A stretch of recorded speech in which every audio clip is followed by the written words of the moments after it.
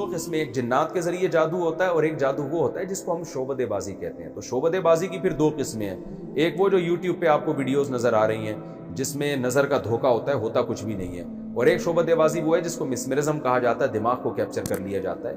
تو یہ ایک جادو کی جو بڑی قسم ہے وہ ہے جنات کے ذریعے جادو. جنات کے ذریعے جادو یہ ہوتا ہے کہ دیکھیں جنات بھی کسی کو نظر نہیں آتے. جنات کیا کرتے ہیں کہ آپ جو ہے نا جنات کو قابو میں نہیں کر سکتے، جنات کسی کے قابو میں نہیں آتے. لیکن جنات میں جو برے جنات ہوتے ہیں ان کی خواہش ہوتی ہے انسان کو نقصان پہنچانا.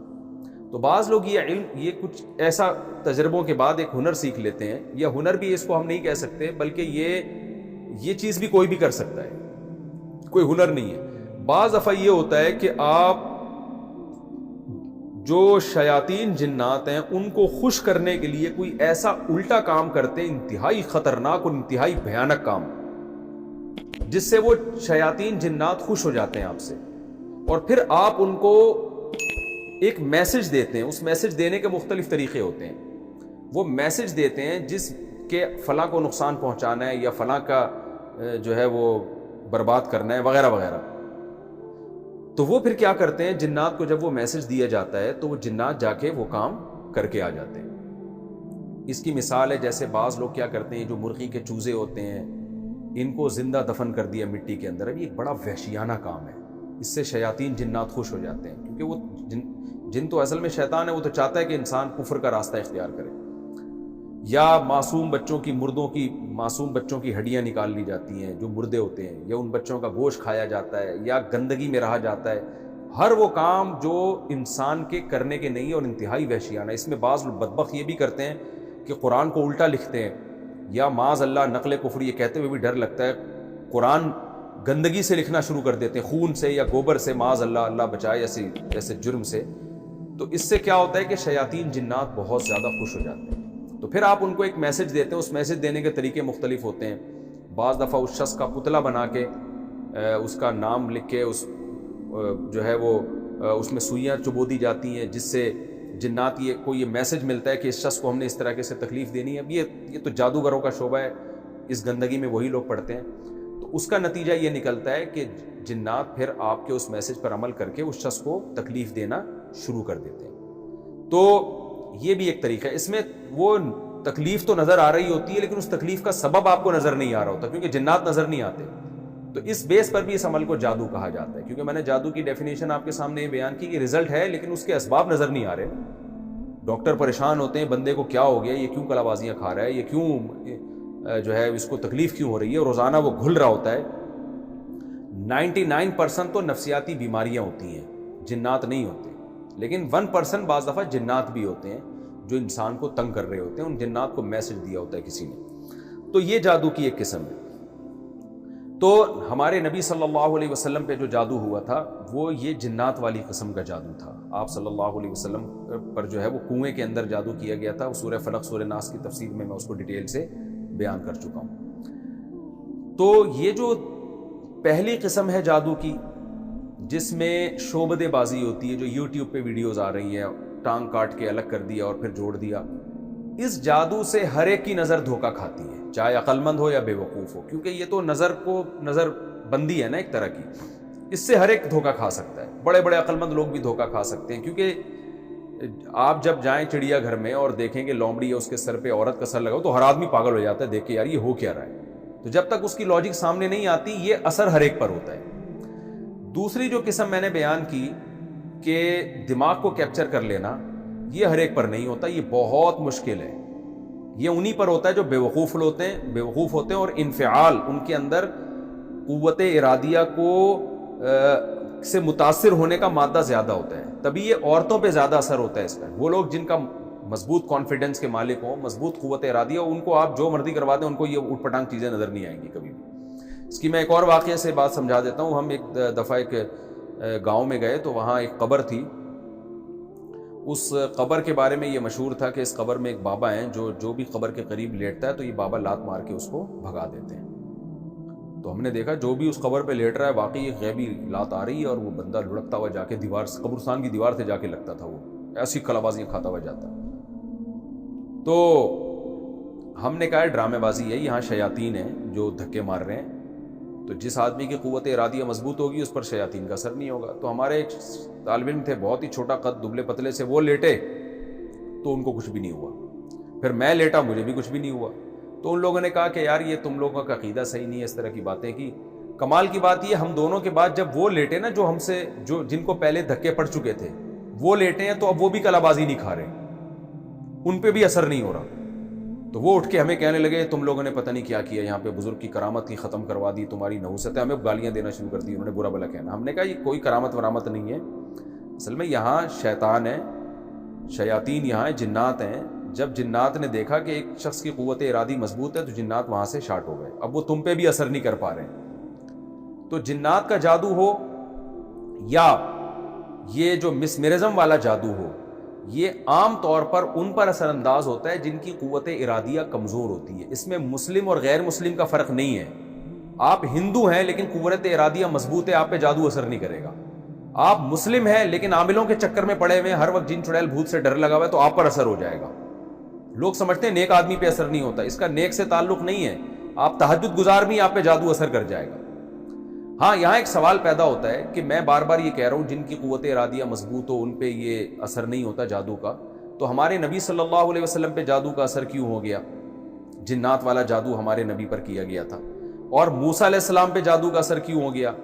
موسیٰ علیہ السلام پر جو جادو ہوا تھا وہ دوسری قسم کا جادو تھا، مسمرزم والا جادو نا، کہ انہوں نے قوت خیالیہ پہ قبضہ کر لیا اور لوگوں کو یہ دکھا دیا اپنے جادو کے زور سے، مسمرزم کے ذریعے، کہ یہ لاٹھیاں سانپ بنی ہوئی ہیں، حالانکہ وہ حقیقت میں سانپ نہیں بنی تھی، انہوں نے کیپچر کر لیا۔ تو سوال پیدا ہوتا موسیٰ علیہ السلام پہ اثر کیوں ہو گیا، حالانکہ ان کی تو قوت ارادی بڑی مضبوط تھی؟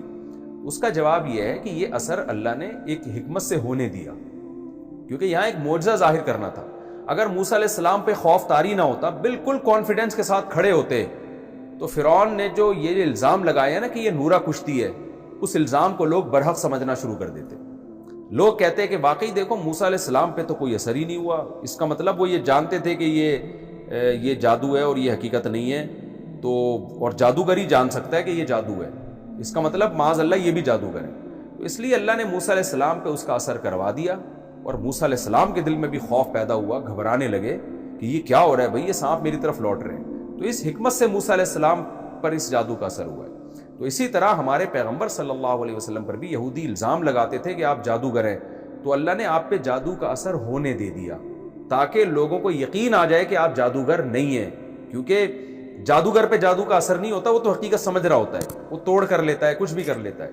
تو یہ حکمت تھی، ورنہ جادو اتنے آرام سے نہیں ہوتا جتنا لوگوں نے فرض کر لیا۔ نہ کسی پہ جنات بھیجنا اتنا آسان ہے، نہ کسی پہ مسمرزم کرنا اتنا آسان ہے۔ آپ کی قوت ارادی مضبوط ہے تو یہ چیزیں اثر نہیں کرتی ہیں۔ میں نے آپ کو جنات والا واقعہ وہ قبرستان کا سنایا کہ میں لیٹا ہوں تو ہم پہ تو کچھ بھی نہیں ہو رہا، حالانکہ جو ہم سے پہلے لیٹے تھے وہ تو ہم سے زیادہ دیندار تھے، میرا خیال ہے جہاں تک، ان کی بڑی داڑیاں تھیں، تہجد گزار نمازی لوگ تھے، مگر ان پہ لڑکیاں لگ رہی ہیں۔ اس کا قوت ارادی سے تعلق ہے، جنات وہاں بوریہ بستر گول کر کے چلے جاتے ہیں۔ تو اچھا، اب آخری بات جلدی سے، وقت ہمارا جو ہے نا وہ تھوڑا رہ گیا ہے، تو یہاں ایک بات اہم سمجھنا ضروری ہے، ایک آخری بات جو جادو سے متعلق ہے، کہ کیا جادو سے کسی چیز کی حقیقت کو بھی چینج کیا جا سکتا ہے یا نہیں؟ یہ بھی ایک بہت اہم ٹاپک ہے۔ پہلا تو یہ خوب سمجھ لیں کہ جادوگروں سے ڈرنے کی بالکل ضرورت نہیں ہے۔ جس طرح آج عاملوں کو مسلط کر لیا ہے نا، فلاں پہ جن، فلاں پہ چھوڑے، 99% بھی نہیں بلکہ 99.9% نفسیاتی کیسز ہوتے ہیں جن کو لوگ جادو سمجھ رہے ہوتے ہیں عاملوں کے کہنے سے۔ میرے پاس نفسیاتی ڈاکٹرز آتے ہیں، انہوں نے مجھے بتایا کہ کتنے کو عاملوں نے کہا تھا کہ یہ جن ہے، ہم نے میڈیسن سے ان کا علاج کیا اور الحمدللہ وہ ٹھیک ہو گئے۔ تو یہ عاملوں کی باتوں میں کبھی بھی نہ آئے۔ تو آپ یہ کہہ سکتے ہیں کہ حضرت یعنی سورہ بقرہ میں ہے کہ جادو کے زور سے جادوگر جو ہے، بنی اسرائیل میں جو جادوگر تھے میاں بیوی میں لڑائی ڈلوا دیا کرتے تھے۔ اس کا مطلب جادوگر کو اتنی طاقت ہے کہ وہ میاں بیوی میں لڑائی بھی ڈلوا دے۔ دیکھیں، شعبدے بازی کے ذریعے غلط فہمیاں پھیلائی جا سکتی ہیں۔ ایک چیز ہے نہیں، آپ نے کچھ خفیہ اسباب اختیار کیے، شوہر بدگمان ہو گیا بیوی سے، کچھ ایسی چیز بیوی نے دیکھ لی جس سے بیوی بدگمان ہو گئی شوہر سے، تو یہ شعبدے باز لوگ یہ کام کر سکتے ہیں۔ تو اس میں وہ شعبدے بازی والا جادو بھی ہو سکتا ہے، اس سے مراد مسمرزم بھی ہو سکتا ہے، اس سے مراد جنات بھی ہو سکتے ہیں، شیاطین بعض دفعہ وسوسے ڈالنا شروع کر دیتے ہیں۔ تو خام خواہ میں اچھی بھلی بیوی کے بارے میں الٹے الٹے وسوسے آتے ہیں، لوگ ہوتے ہیں نا وہمی، تو یہ کام شیاطین کرتے ہیں. ورنہ جادوگر کے پاس حقیقت میں اتنی پاور نہیں ہے کہ جب چاہے میاں بیوی میں طلاق ڈلوا دے. اگر ایسا ہوتا تو یہ تو دنیا میں عذاب کھڑا کر چکے ہوتے اب تک. جادوگر کسی سیاسی لیڈر، اچھا یہ بھی ذہن میں رکھے، جادو کا اثر عام طور پہ 99.9% مشہور لوگوں پہ نہیں ہوتا.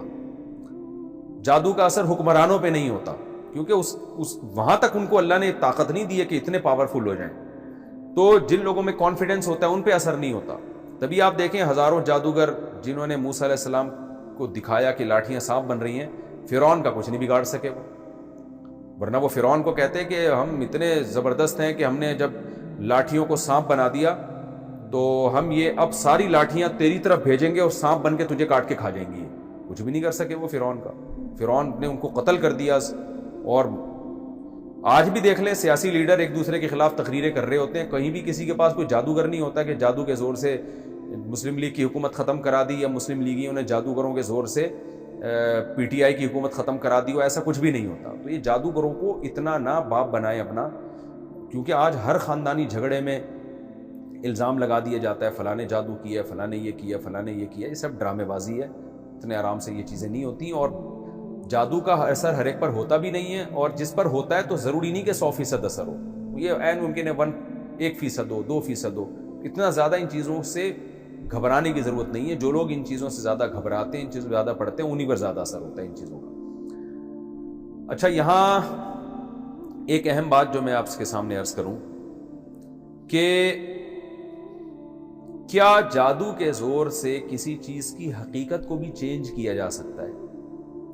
یعنی کیا یہ پاسبل ہے کہ جادو کے زور سے لاٹھی کو حقیقت میں سانپ بنا دیا جائے؟ یا یہ پاسبل ہے کہ جادو کے زور سے پتھر کو حقیقت میں کوئی چیز بنا دی جائے؟ تو یہ ایک ایسا مسئلہ ہے جس میں علماء کا اختلاف ہے. ہمارے ہی قریب کے بعض علماء اس طرف گئے ہیں کہ جادو کے زور سے کسی چیز کی حقیقت بھی چینج ہو سکتی ہے، اور اس کے ناجائز ہونے کی یا ناممکن ہونے کی، ناجائز تو نہیں کہیں گے، کہتے ہیں اس کے ناممکن ہونے کی ہمارے پاس کوئی دلیل نہیں ہے. اور ان میں مولانا اشرف علی تھانوی رحمۃ اللہ علیہ جو ماضی قریب کے علماء میں سے ہیں، ان کی رائے یہی ہے کہ یہ ممکن ہے کہ جادو کے زور سے کوئی جادوگر کیا کرے، ایک چیز کی حقیقت ہی کو چینج کر دے. اور ان کی دلیل کیا ہے؟ حضرت عبداللہ بن سلام رضی اللہ تعالی عنہ جو یہودیوں کے بڑے عالم تھے، وہ یہ کہا کرتے تھے کہ اگر رسول اللہ صلی اللہ علیہ وسلم کے بتائے ہوئے مخصوص دعا میں نہ پڑھتا تو یہودی مجھے جادو کے زور سے حمار یعنی گدھا بنا دیتے. اس حدیث سے بعض علماء نے استدلال کیا ہے کہ بھئی اس سے پتہ چلتا ہے کہ بعض دفعہ جادو اتنا پاورفل ہوتا ہے کہ انسان کو وہ جانور بھی بنا سکتا ہے. لیکن دوسری طرف دوسرے علماء ہیں جیسے امام ابو بکر الجساس رحمہ اللہ تعالی، بہت بڑے مفسر قرآن گزرے ہیں وہ. ان علماء کی رائے یہ ہے کہ یہ ممکن نہیں ہے کہ جادو کے زور سے کوئی چیز حقیقت میں ہی چینج ہو جائے.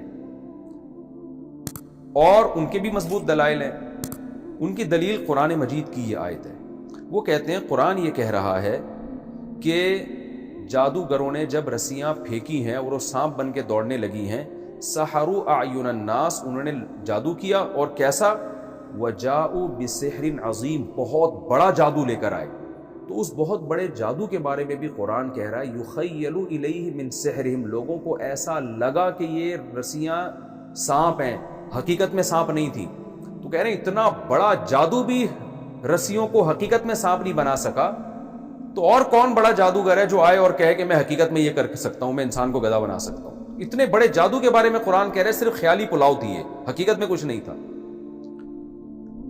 اس کا جواب جو دوسرے علماء ہیں نا جو کہتے ہیں کہ نہیں حقیقت بھی چینج ہو سکتی ہے، وہ یہ کہتے ہیں کہ بھئی قرآن نے یہ کہا ہے کہ یہ بہت بڑا جادو تھا، یہ تو نہیں کہا کہ دنیا کا سب سے بڑا جادو تھا.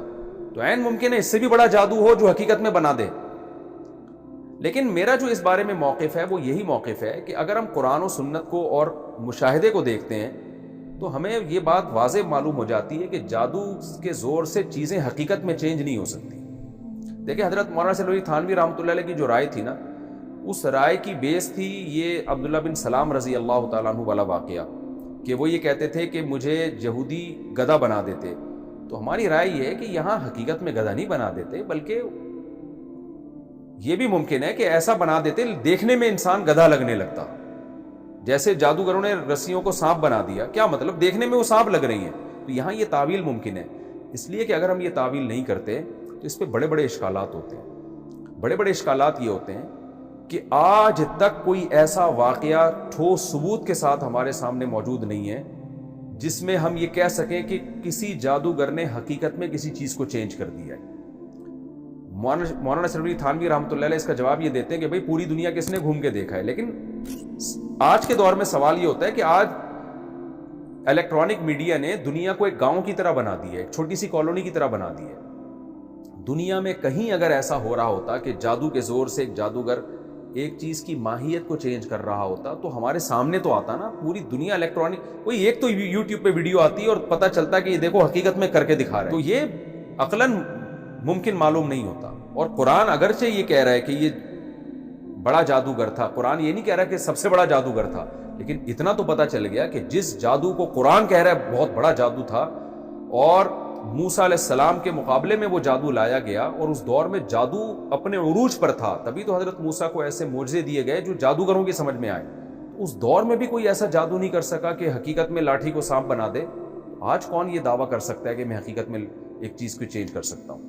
اس لیے ہماری رائے میں امام ابو بکر جساس رحمہ اللہ تعالیٰ کی رائے زیادہ قوی ہے کہ یہ صرف نظر کا دھوکہ ہوتا ہے، حقیقت میں چیز جادوگر چینج نہیں کر سکتا۔